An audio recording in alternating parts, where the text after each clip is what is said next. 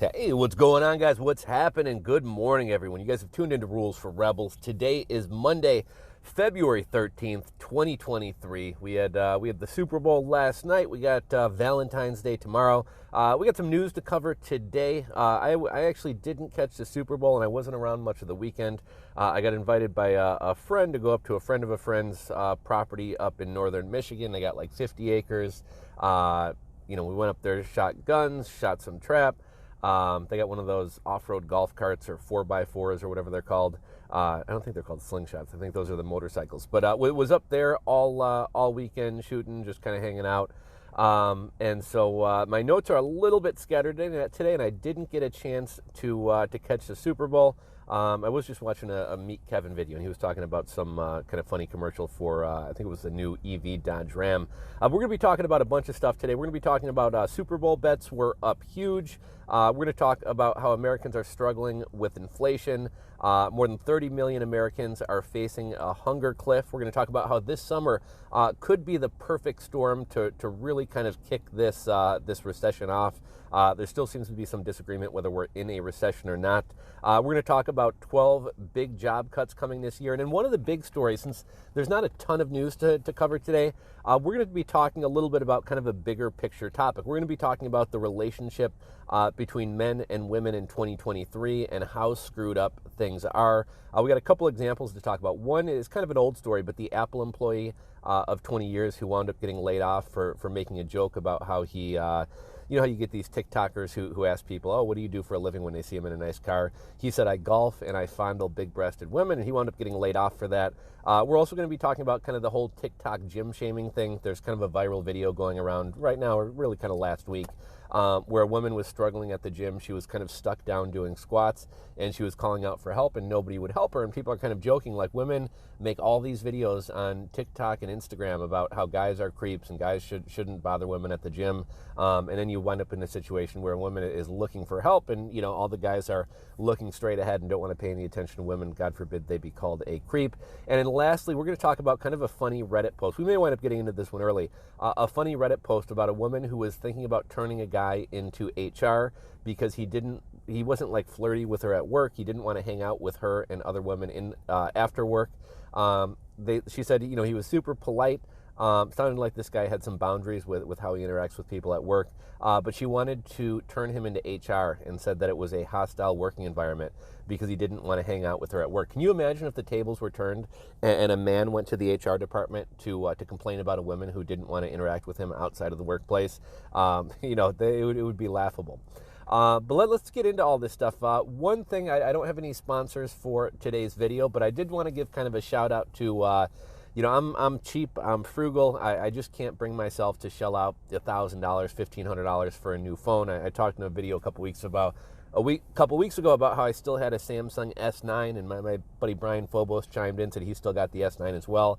My charging port's starting to go. My screen has like a pink hue at the top and a normal kind of color at the bottom.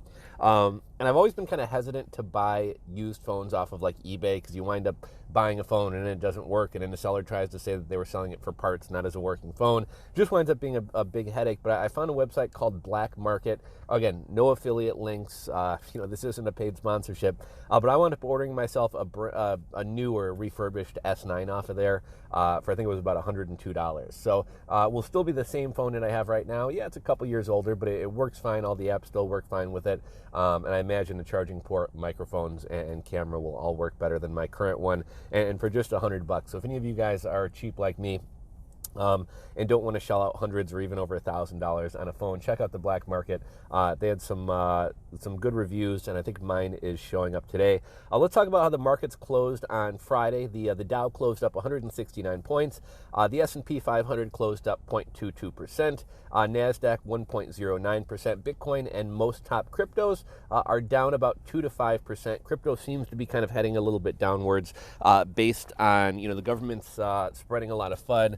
The government's talking a lot about regulation. Kraken is no longer allowed to offer staking. It looks like staking may be banned for retail investors here in the U.S. And the government just seems keen to crack down on crypto. And so kind of on that news, crypto stocks are heading downward. Crypto prices are heading downwards. So I thought this was interesting. Super Bowl bets are up 68% over last year. You know, we continue to hear about how the average American doesn't have $400 saved up for an emergency. Over 50% of the country is earning less than $33,000 a year. 70% of Americans are living paycheck to paycheck. Yet people do have money to gamble. Many of these people are likely gambling with money that they don't have, since you can bet on these sports betting websites with credit cards. And so if you do bet on a sport, if you do bet on sports with a credit card, be prepared to spend 22% on that credit card interest if you wind up losing your bet. Also, look at all the people going to the Super Bowl. The lowest ticket price you can find for a Super Bowl ticket this year was $5,000. They briefly dipped under $5,000, which I think is the cheapest they've been in recent years. If you're making hundreds of thousands of dollars a year and you can afford to go to the Super Bowl, more power to you. Have fun. But how many of these people are putting this on credit cards? And it's not just the Super Bowl tickets. If you're traveling from out of state, the demand for everything is up. So food prices are going to be higher. Rental car prices are going to be higher. I saw even staying in a Motel 6 is going to cost you $700 a night. And again, how many people are putting this on credit cards? More than 30 million Americans face a hunger cliff. We have 34 different states this month cutting SNAP benefits. And in Texas, you got 3.6 million people on food stamps. In California, you got over 5 million people on food stamps. The average person on SNAP benefits is going to have their benefits cut by $82 a month. And this is at a time when people are beaten down by inflation, and it's more and more expensive to buy things at the grocery store. The other day, over the weekend, I made like German Spätzle noodles, and then I cooked up a couple steaks, and then kind of made like a peppercorn kind of cream sauce to put over the Spätzle and the steaks. And just a little pint container of heavy whipping cream was like $7. So, everything is getting more and more expensive, and $82 is going to be a big cut for a lot of people. Here's kind of a crazy stat I heard recently regarding food as well. It said the country is 9 meals away from mass chaos. And think about that. How many of you guys have enough food in your house to last 9 meals if the food supply chain shut down? I'm guessing most people don't even have enough food to last 9 meals. But if you do happen to have, if you do keep food around the house, if you do have some non-perishable food, a lot of people, probably about 9 meals is going to tap you out. And think about how crazy people got during the toilet paper shortage, and imagine if that was food. I just kind of had an idea here. I thought this summer could be the perfect storm to really send us into a deep recession or even a depression. Many people are hoping that the government's going to save them, but we have a broken system. We have a system with no money. We're $33 trillion in debt. And if you look at unfunded liabilities like Social Security and Medicaid, we're actually over $170 trillion in debt. People got to rely on themselves. You got to dig yourself out of your hole. You got to prepare yourself for tough times. There are entire YouTube channels out there that have hundreds of thousands of followers. And literally all the channels do is every day it's like a stimulus update. Will there be another stimulus? Will there be another stimulus? I'll tell you what, there are no more stimuluses coming. And even though we have had some states in the past year roll out inflation stimuluses, giving more money to people to keep up with inflation, this in turn is just going to wind up causing more inflation. Obviously, there's supply chain issues, there's demand shortages, there's labor shortages. There's a lot of reasons that prices are so high right now, but a big part of the reason that we've created 50% of all the money in the history of the country in the past, 2 or 3 years. And that's what caused most of the inflation. And we think that giving out more stimulus isn't going to cause more inflation. We've talked about this before, but Jamie Dimon expects Americans will run out of money by midsummer. How many of you guys think that people are still hanging onto their $1,200 stimulus checks or the unemployment money that they got from 2020 to 2022? When the average person doesn't have $400 for an emergency, when 70% of people are living paycheck to paycheck, I'm guessing that most of that stimulus money is already gone. But Jamie Dimon expects that the average American will run out of money by midsummer, and I think Goldman Sachs is saying by the end of the year. Summertime gas prices always tick upwards. We also have the Chinese opening back up, which is going to put more pressure, going to put more demand for oil and gas, which is going to cause gas prices to go up. When gas prices to go up, not only does that mean Americans have less money to spend, but everything that you buy that has to be transported by truck, the cost of all those things, including your food, is going to be going up as well. Also, we continue to see layoffs happen, not only in the tech sector, but outside of the tech sector. So as more people get laid off, as we get into summertime, that's going to make things even rougher. And at the end of summer, if the Supreme Court does not side with Joe Biden pushing through student loan forgiveness with an executive order, as opposed to going through Congress, student loan payments are going to resume at the end of summer as well. So you have a period of time at this, end of the summer when most Americans have run out of money. A lot more people have been laid off, which winds up hurting other industries as well. And then now people are going to have an extra $200 for, I think the average student loan payment is about $400. You have 50 million people who are going to have an extra $400 a month they're going to have to spend on student loan payments. And for some people, that's $700 a month. That's $800 a month. For some people, that's over $1,000 per month. Now, I didn't have this in my notes, but I saw both Zillow and Moody's had put out kind of their forecast on the housing market. Now, Zillow was a little bit more bullish or a little bit more optimistic than Moody's, although both expected home prices to go down further in 2022 or 2023. And with Zillow being a real estate company, obviously they're going to try to paint the best case scenario. Zillow seems to think that the worst is behind us and that, there's going to be a little bit of a fall, but housing should pick up, as we get into spring and summer here. Moody's seems to say that interest rates are, there's still pressure on interest rates. Interest rates are likely not only going to continue to go higher, but they're also going to remain high for a long time. And they're expecting a base case of a 10% pullback in the housing market here in 2023. Now, obviously when a lot of markets were going up, 25% a quarter in some markets, but 25, 30% a year for the past 2 or 3 years, a 10% pullback is next to nothing. But you got to keep in mind, they always kind of frame things better than expected. I think this summer will be a time that really tells what is going to happen to housing. Another thing, a lot of people are kind of waiting for a housing crash so that they can buy in, but you got to keep in mind that houses are very illiquid. Foreclosures take a long time to go through. So this stuff is going to take a long time to work itself through the housing market. If you look at the 2006, 2008 crash, it pretty much took from 2008 to 2011 or even 2012 for things to kind of really bottom out. So this may be kind of a slow, drawn out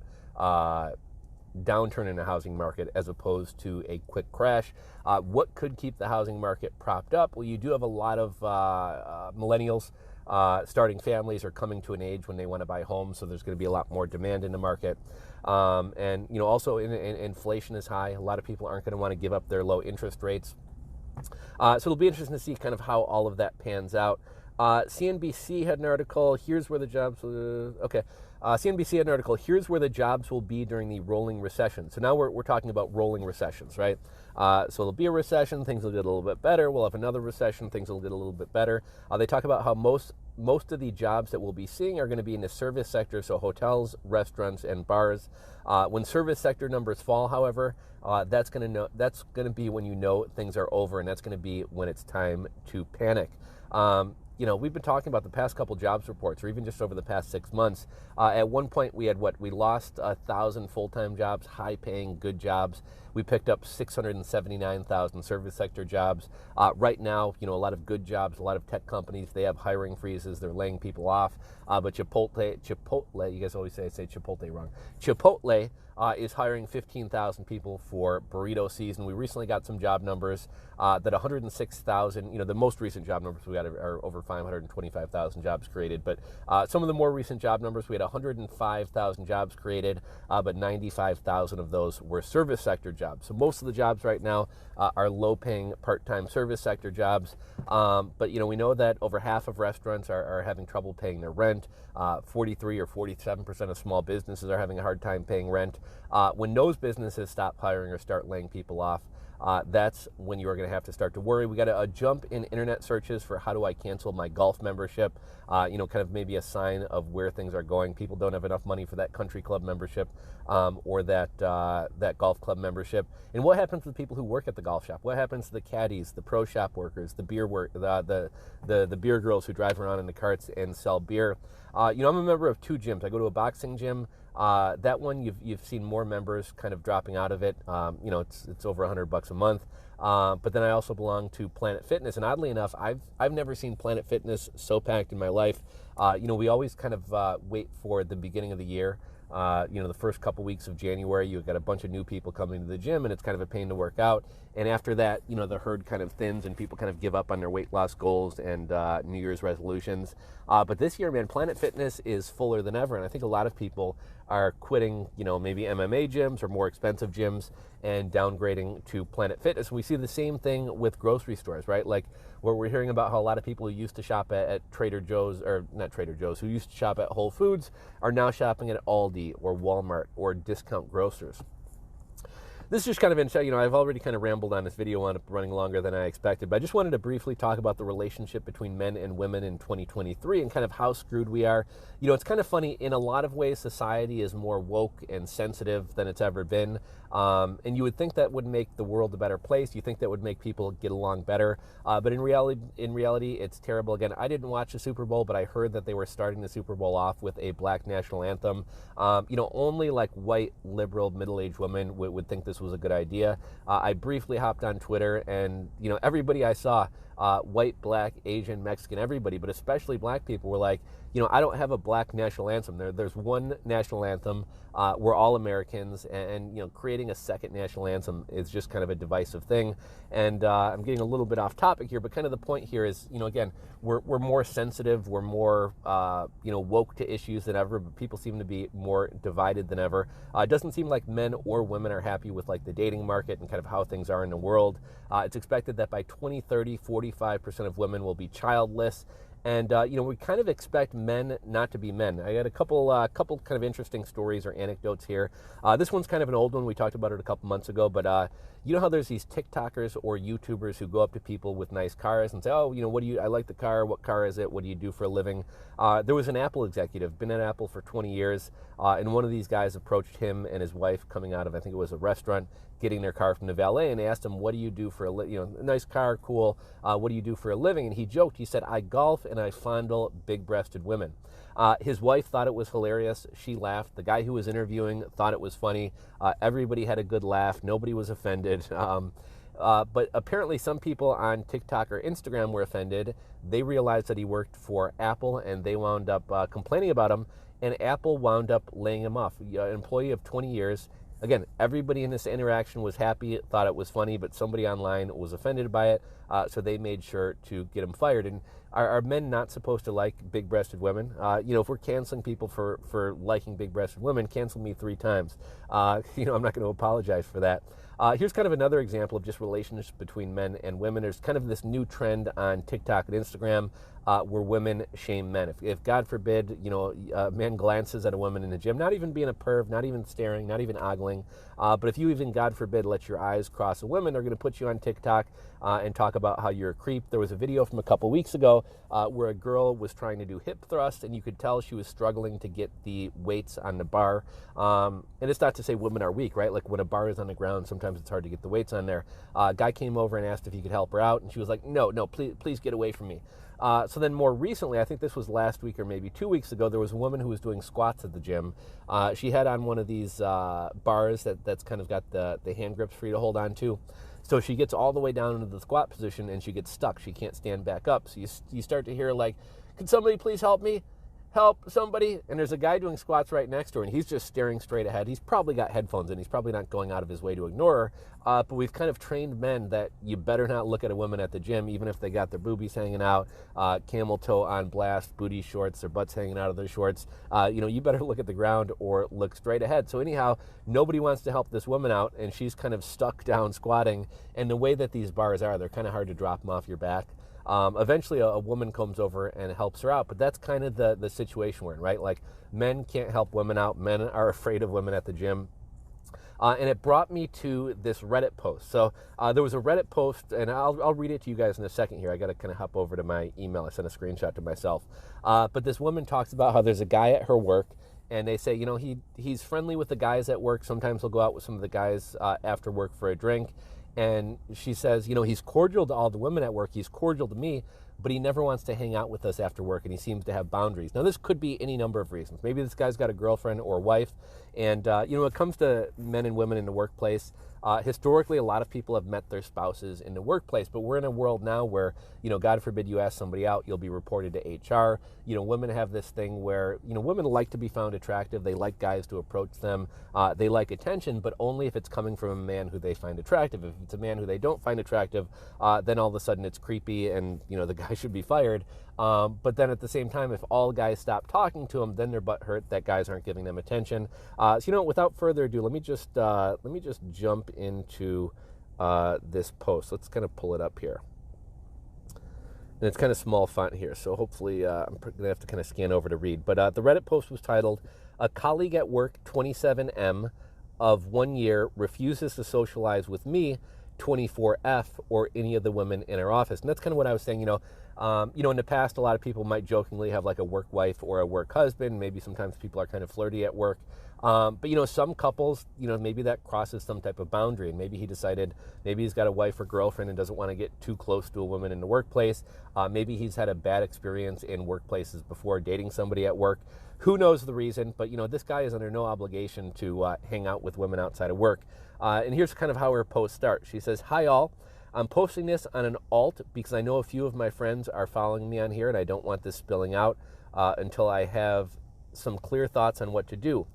TLDR, so too long didn't read. A colleague, M27, joined our firm last year and he has zero issues socializing with the guys at work, but always finds an excuse or says no to hanging out with the girls after work. Even if we go out as a whole, he rarely talks to us, and it's making some of my friends uncomfortable." So early last year, our firm hired Dan, 27M. In the first few weeks, he was really quiet and didn't talk much. That's just how we thought he was. Every conversation with him was short and to the point and never deviated from work.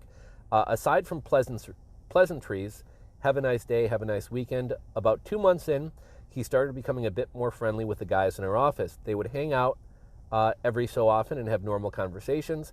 However, any of the girls in the office tried to do so, he would quickly change the conversation back to work or just not reply. Even now, after a year of working with Dan, he straight up refuses to socialize with us girls in the office and is making them feel uncomfortable. He avoids any discussion of himself outside of work events and future, sorry guys, I'm like having to like scroll back and forth, and future plans, and doesn't talk about any of the girls either. Whereas he is, what we can only assume, pretty good friends with the guys in the office.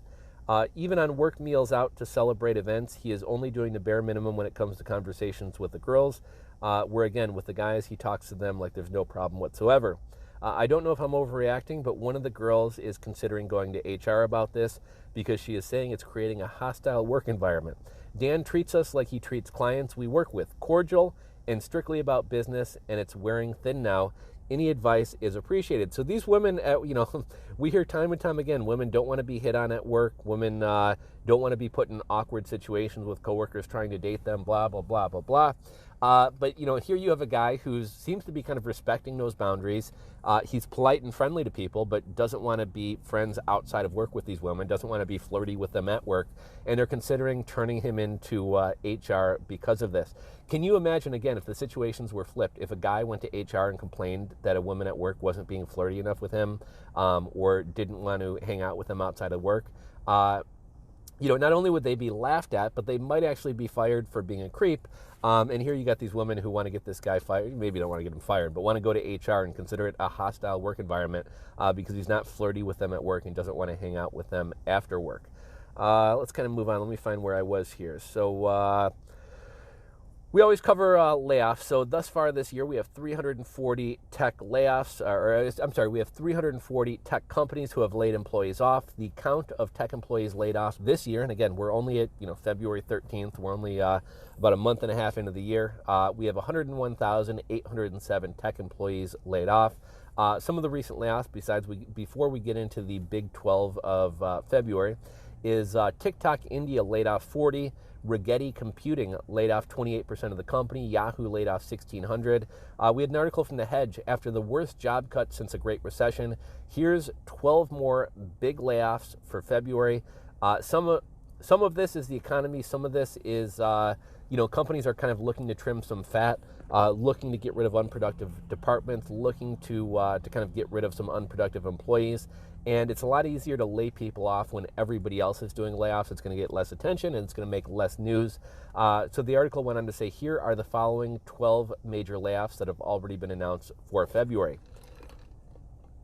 Number 1, Disney has decided to tell approximately 7,000 employees to hit the bricks. The CEO said, we will be reducing our workforce by approximately 7,000 jobs, CEO Bob Iger said during the company's first quarter earnings call. While this is necessary to address the challenges we're facing today, I do not make this decision lightly. I have enormous respect and appreciation for the talent and dedication of our employees worldwide, and I'm mindful of the personal impact of these changes. Number 2, Yahoo has announced that it will be laying off more than 20% of its workforce. Yahoo will lay off more than 20% of its workforce in 2023, eliminating 1,000 positions this week alone, the company said in a statement Thursday. Heard an interesting fact about Yahoo recently. Back around the time that Google had first started, Yahoo actually had a chance to buy Google for, I think it was $1 million or $5 million. Google today is worth, what, $3 trillion, $5 trillion? Big mistake there. And Yahoo kind of has a history of just being poorly managed. I think Yahoo also had a chance to buy either Instagram or TikTok for like $5 million and wound up passing it up. Number 3, eBay was doing quite well, but now they've decided that 4% of their workers are no longer needed. eBay on Tuesday announced plans to cut 500 jobs, or about 4% of its workforce, according to a filing with the SEC. Number 4, Affirm is yet another tech company that has recently made the decision to conduct mass layoffs. Sorry guys, I got a bunch of pop-ups here. Affirm announced it's cutting 19% of its workforce Wednesday. The news came as it reported second quarter earnings that fell below analyst estimates on both top and bottom lines. Number 5, as the U.S. housing crash deepens, J.P. Morgan has concluded that now is the time to cut hundreds of mortgage employees. Number 6, GoDaddy just let their workers know that they plan to reduce the size of the global team by about 8%. Number 7, Micron is one of the biggest private employers in Idaho, but it intends to reduce its global headcount by about 10,000 over the next year. Number 8, GitHub. GitHub has become yet another victim of the downsizing trend in the tech industry. Microsoft-owned GitHub is laying off 10% of its staff, the company confirmed to Fortune. Number 9, Nomad Health just laid off approximately 20% of their entire corporate workforce. Nomad Healthcare, a healthcare staffing startup, laid off around 20% of its corporate workforce this week, according to 4 terminated employees, as the surge in travel nurses and other temporary healthcare workers ignited by the Mexican beer cough cools down. Number 10, Zoom is giving the axe to approximately 1,300 workers. And number 11, Boeing was supposedly going to be hiring more workers, but instead, the company just announced that thousands of positions in its finance and human resources departments will be ended. And number 12, do you remember when Dell computers was still popular? Unfortunately, the tide has turned, and Dell has now been forced to get rid of 6,650 workers. I had another kind of stat about TikTok kind of mixed up in here, but we've been talking about how TikTok likely will be banned in 2023. I think over 25 different states have banned TikTok on government devices and/or are suing TikTok for how they're collecting data on people or marketing to children. And this is coming from both sides of the aisle. We recently had Chuck Schumer say that the U.S. should seriously look at banning TikTok. Chick-fil-A is testing a plant-based cauliflower sandwich. Seems to be odd, as Beyond Meat and Impossible Foods are both laying off employees. These foods seem to be kind of a fad. They don't seem to be all that popular, and especially in a down economy, are people really going to want to pay for something that's not meat and is more expensive than meat? So I thought it's odd that Chick-fil-A is rolling out a cauliflower-based or a cauliflower plant-based sandwich. I think they probably will get a rush of people interested in it, trying it out at first, kind of like we saw with the Impossible Whopper, but I think eventually that's going to die down. Adidas stock tanked 11% the other day on news that they have over $1 billion in Yeezy inventory, which they seemingly don't want to sell, because of all the stuff that Yeezy said. TikTok has rolled out a new feature called Promote, which will allow users to turn their posts into ads. It will also allow brands to feature content or put money behind posts from influencers. So I guess if a brand does a deal with an influencer, they can then put money behind that post to promote that user's post. And there's also a new feature that will allow brands to drive more views to their profile pages. I'm not going to get too much into this, but we had 3 unidentified flying objects shot down over the weekend. The NORAD, what's that, North American Defense, whatever, has said that he doesn't rule out aliens.